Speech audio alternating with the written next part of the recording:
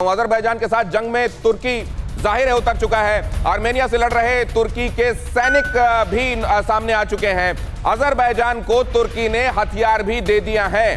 Nagorno Karabakh में तुर्की के drone से हमला बोला गया है। तुर्की ने अपने ड्रोन मुहैया कराए अजरबैजान को, जिनसे कई जगहों पर ऐसी जगहें जहां नागरिक रहते हैं, जहां सिविलियंस रहते हैं, उन जगहों का भी निशाना बनाया जा रहा है। उसकी तस्वीरें आप देख रहे हैं। इसको जरा फुल फ्रेम दिखाएं, इन तस्वीरों को, इसको बड़ा करें। आप देखें वो दिन हो या रात, लगातार बम गोले बरसाए जा रहे हैं और यहां पर ये कॉकेशियस इलाका उस तरफ बढ़ता हुआ दिखाई दे रहा है जहां से ये पूरी दुनिया को अपनी आगोश में ले सकता है। हालांकि जानकार ये मानते हैं कि यहां से कैस्पियन सागर से आने वाली एनर्जी की सप्लाई जो अजरबैजान से होकर यूरोप की तरफ निकलती है, जॉर्जिया के एग्जिट से, उसको देखते हुए अभी अचल साहब ने बताया कि पूरा यूरोप ये चाह रहा है कि यहां पर शांति बरकरार रहे, लेकिन हालात उस तरफ जाते हुए दिखाई नहीं दे रहे हैं। इन विजुअल्स में आप देखिए, इन लाल दायरों के अंदर आप देखिए कि ये तनाव किस हद तक बढ़ चुका है। अभी हमने आपको वो तस्वीरें भी दिखाई जहां पर सिविलियंस हाथ में बंदूक लिए हुए बैठे हुए हैं।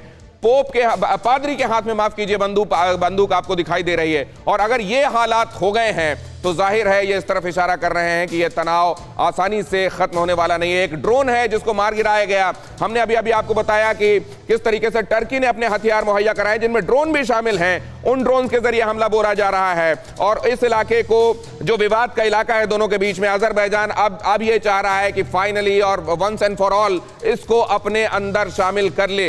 लेकिन वहां के लोग, जो कि ईसाई बहुल के लोग हैं, वो चाहते हैं कि उनको सेल्फ डिटर्मिनेशन का हक मिले और वो अपनी जगह के बारे में खुद तय कर सकें कि उनको किधर जाना है या खुद मुख्तार होना है।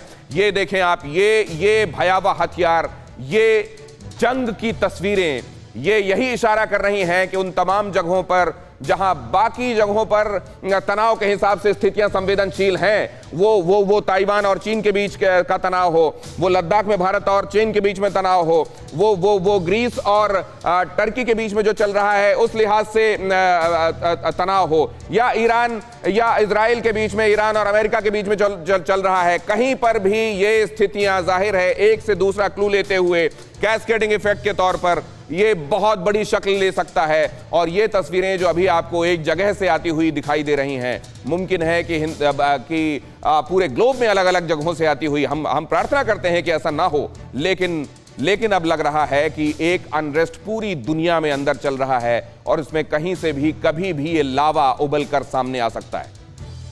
न्यूज़ टॉप 9 रोज सुबह 7 बजे और शाम 7 बजे सिर्फ TV9 भारतवर्ष पर।